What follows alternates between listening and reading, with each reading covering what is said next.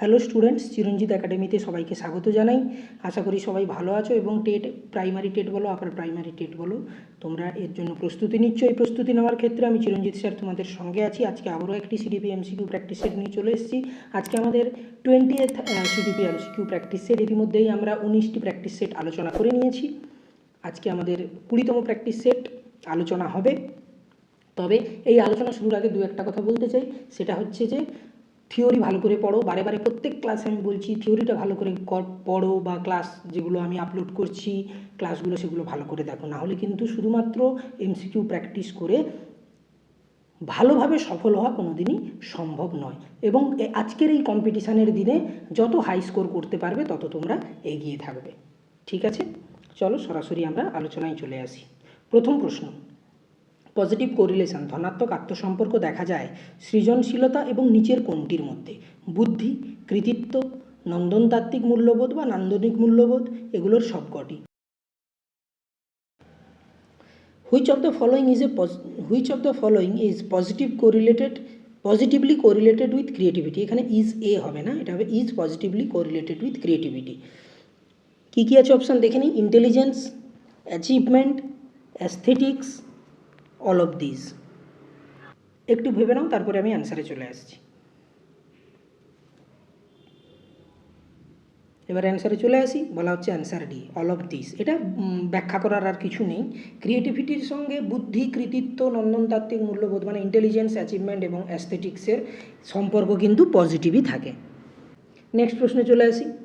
মানসিক বয়সের ধারণা প্রথম দিয়েছিলেন বিনেট ও সাইমন, আরবি cattle, ওয়েসলার, Binet. The concept of mental ease was first proposed by Binet and Simon, আরবি ক্যাটেল, ওয়েসলার, বিনেট। এটা একেবারে ইনফরমেটিভ প্রশ্ন, তোমরা একটু ভেবে নাও, তাও আমি অ্যান্সারে চলে আসছি। সহজ প্রশ্ন এটা। এবার অ্যান্সারে চলে আসি। বলা হচ্ছে অ্যান্সার এ, বিনেট ও সাইমন। বিনে এবং সাইমন মেন্টাল এজের ধারণা দিয়েছিলেন। ঠিক আছে, নেক্সট চলে যাই। শিশুদের ভাষাগত দক্ষতা বিকশিত হয় উন্নততর আর্থসামাজিক পরিস্থিতিতে, উন্নততর স্কুলে শিশুদের মত প্রকাশের স্বাধীনতা প্রদান করলে, এগুলোর সবকটি। Children's language skills develop in better socio economic conditions, in better school, when children are given freedom of expression, all of this. একটু ভেবে নাও, তারপরে আমি অ্যান্সারে চলে আসছি।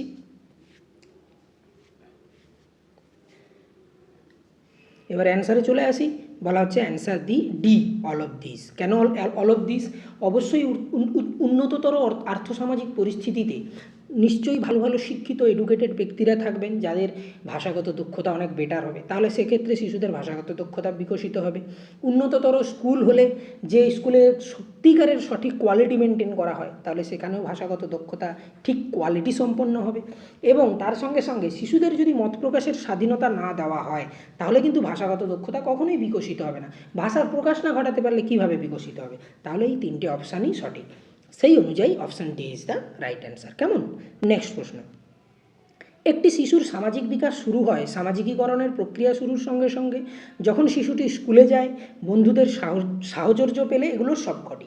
এ child social development begins with the beginning of socialization process, when the child goes to school, when he or she meet friends, all of this. একটু ভালো করে ভাববে, তারপরে আমি অ্যান্সারে আসছি। এবার অ্যান্সারে চলে আসি। বলা হচ্ছে অ্যান্সার ডি, এগুলোর সবকটি। কেন? একটা শিশু জন্মগ্রহণ করেই মাত্র তার মধ্যে সামাজিকীকরণ সম্পন্ন হয় না, ধীরে ধীরে সে সামাজিক হয়ে ওঠে এবং তার সামাজিক বিকাশ সম্পন্ন হয়, তাই সে সামাজিক হয়ে উঠতে পারে। তাই সামাজিকী প্রক্রিয়াকরণ যখনই শুরু হয়, তখন থেকেই তার সামাজিক বিকাশ শুরু হয়। আবার শিশু যখন স্কুলে যাচ্ছে, সেখানে স্কুল একটা বলা হচ্ছে যে সমাজের মিনিয়েচার, তাহলে সেক্ষেত্রে স্কুলে গেলে তার সামাজিক বিকাশ শুরু হচ্ছে। আবার তার সঙ্গে সঙ্গে বন্ধুদের সাহচর্য পেলেও কিন্তু, যেহেতু সমাজের অন্যান্য ব্যক্তিদের সঙ্গে বা অন্যান্য অস্তিত্বের সঙ্গে সে মিশছে, তখন তাদের মধ্যে সামাজিক বিকাশ শুরু হচ্ছে। তাহলে এই child social development begins with the beginning of the socialization process, when the child goes to school and when he or she meet friends. কেমন? নেক্সট প্রশ্ন। 5-6 বছর বয়সের শিশুদের নিচের কোনটি শেখানো উচিত নয়? অঙ্ক, কারণ সে চিহ্ন বুঝতে পারে। গল্প, কারণ এতে তার শব্দভাণ্ডার বাড়ে। সোশ্যাল স্টাডিজ, ভাষা। Which of the following should not be taught to children aged 5 to 6 years? Numbers, because they understand symbols. Stories, because it increases their vocabulary. Social studies, language. বলেছে কোনটি উচিত নয়, ভালো করে ভাববে, তারপরে অ্যান্সার করবে। এবারে অ্যান্সারে চলে আসি। বলা হচ্ছে অ্যান্সার সি, সোশ্যাল স্টাডিজ শেখানো উচিত নয় সেই মুহূর্তে, মানে 5 থেকে 6 বছর বয়সের মধ্যে। কারণ কি, অঙ্ক তাকে শিখতে হবে, কোনটা বড় কোনটা ছোট, কোনটা বেশি কোনটা কম। এই যে কোনটা বেশি কোনটা কম, এইটা যখন ধারণা করতে যদি না পারে, তাহলে কিন্তু আছে মানে বিশেষ করে পেঁয়াজের জ্ঞানমূলক বিকাশের যে স্তর, সেই অনুযায়ী কিন্তু ওখানে ওই থিওরির ওপর যদি আমরা বেস করে দেখি, তাহলে কিন্তু ওই সময় তাকে নাম্বারিং শিখতে হচ্ছে। আচ্ছা, গল্প, কারণ কি, এতে শব্দ ভাণ্ডার বাড়বে, শিশুদের গল্প করে করে বলা হয় না, স্টোরি টেলিং মেথডে বলতে হবে, তাহলে সেটারও প্রয়োজন আছে। ভাষা তো অবশ্যই প্রয়োজন, ভাষা ছাড়া কখনো কিছু সম্ভব, কিন্তু সোশ্যাল স্টাডিজ তখন নয়। ঠিক আছে, সোশ্যাল স্টাডিজ অনেক পরে শুরু হবে। তাহলে এখানে কোনটা উচিত হবে না, সোশ্যাল স্টাডিজ টিচিং উচিত হবে না, তাহলে option C is the right answer. স্কিনারের মতে রিইনফোর্সমেন্ট হলো ধনাত্মক, ঋণাত্মক, শাস্তি প্রদানকারী, এগুলো সবকটি। According to Skinner, reinforcement is positive, negative, punitive and all of this. একটু ভেবে নাও, তারপরে অ্যান্সারে আসছি। এবার অ্যান্সারে চলে আসি। বলা হচ্ছে answer D, all of this. অবশ্যই, কেন না, স্কিনার কিন্তু ধনাত্মক, ঋণাত্মক এবং শাস্তি প্রদানকারী এই ধরনের ইনফোর্সমেন্টের কথাই বলে গেছেন, এটার আর ব্যাখ্যার কিছু নেই, এটা পুরো ইনফরমেশন বেস। নেক্সট প্রশ্ন, পিয়াজেটের মতে বিকাশের জন্য নিচের কোনটির প্রয়োজন নেই? পরিণমন, শিখন, পরিবেশ থেকে প্রাপ্ত অভিজ্ঞতা, সহজাত দক্ষতা। According to Piaget, which of the following is not necessary for development? Maturation, learning, experience from the environment, innate skill. সহজাত বা জন্মগত যে দক্ষতাগুলো আসে, একটু ভেবে নাও, তারপরে অ্যান্সারে আসছি। এবার অ্যান্সারে চলে আসি। বলা হচ্ছে অ্যান্সার ডি, সহজাত দক্ষতা। পিয়াজেট কিন্তু বিকাশের ক্ষেত্রে পরিণমনেরও উল্লেখ করে গেছেন, শিখনেরও উল্লেখ করে গেছেন এবং অভিজ্ঞতারও উল্লেখ করে গেছেন, কিন্তু সহজাত দক্ষতার তিনি কিন্তু উল্লেখ করেননি, তাই এটি প্রয়োজন নেই। এটাও পুরো ইনফরমেটিভ বেসড। হ্যাঁ, নেক্সট, গুণী শিক্ষক হলেও ছাত্ররা আপনার পড়ানোর পদ্ধতিতে সন্তুষ্ট না হলে আপনি কি করবেন? প্রথমেই আপনার পড়ানোর পদ্ধতি সম্পর্কে ছাত্রদের জানিয়ে দেবেন, ছাত্রদের পছন্দ মতো আপনার পড়ানোর পদ্ধতি পরিবর্তন করে নেবেন, আপনার পড়ানোর পদ্ধতি পরিবর্তন করার জন্য ফের প্রশিক্ষণ নেবেন, ছাত্রদের পছন্দ এবং আপনার পড়ানোর পদ্ধতির মধ্যে সমন্বয় সাধনের চেষ্টা করবেন। If you are a good teacher but your students are not satisfied with your teaching style, you will first inform the students about your teaching style, change your teaching style to suit students performances, take training to change your teaching style, try to balance between student preferences and your teaching style. এটা কিন্তু ভালো করে ভাববে, এটা কিন্তু conceptual প্রশ্ন আছে, ঠিক আছে।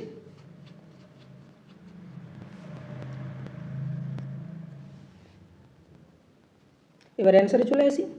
বলা হচ্ছে কি অ্যান্সার ডি, অর্থাৎ ছাত্রদের পছন্দ মতো নিজের পড়ানোর পদ্ধতিকে সমন্বয় সাধনের চেষ্টা, try to balance between student preferences and the teaching style. অর্থাৎ যদি কোনো কারণে শিক্ষার্থীদের পড়তে সন্তুষ্ট হতে পারছে না, শিখনে সন্তুষ্ট, মানে টিচার যে টিচিং প্রোভাইড করছে তাতে যদি সন্তুষ্ট না হন, তাহলে শিক্ষক মহাশয় তাদের কি চাহিদা, তাদের কি আগ্রহ, তাদের কি ইচ্ছে, সেই অনুযায়ী নিজের টিচিং স্টাইলকে পরিমার্জিত করবেন বা পরিশীলিত করবেন, ঠিক আছে। কারণ এখানে না করলে, যদি বলা হয় প্রথম থেকেই জানিয়ে দেওয়া হবে টিচারকে, শিক্ষার্থীদের কি টিচিং স্টাইল ইউজ করা হবে, সেভাবে তারা কি প্রস্তুতি হবে, তা না। আবার